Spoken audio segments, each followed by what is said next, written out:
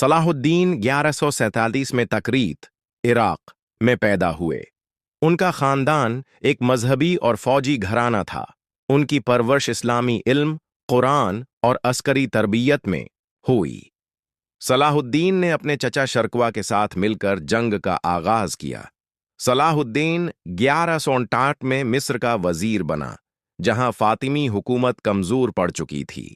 صلاح الدین نے خلافت فاطمی کا خاتمہ کیا اور مصر کو سنی اسلام کے زیر اثر لایا۔ نورالدین زنگی کی موت کے بعد صلاح الدین نے شام کا کنٹرول بھی سنبھال لیا۔ صلاح الدین نے مسلمانوں کو متحد کیا۔ مصر، شام، حجاز سب ایک جھنڈے کے نیچے تھے۔ صلاح الدین نے صلیبیوں کے خلاف جہاد کا اعلان کیا، لوگوں میں جذبہ بیدار کیا۔ صلاح الدین نے حطین کی جنگ میں صلیبیوں کو شکست دی، یہ اس کا سب سے بڑا انجام تھا۔ اس کے بعد اس نے قدس کو فتح کیا اور یروشلم کے ساتھ انصاف کیا اور مسلمانوں کو انصاف دلایا۔ محصور عیسائیوں کا خون بہائے بغیر وہ تیسری صلیبی جنگ کے دوران انگلستان کے رچرڈ سے آمنے سامنے آیا، دونوں نے اسے عزت بخشی۔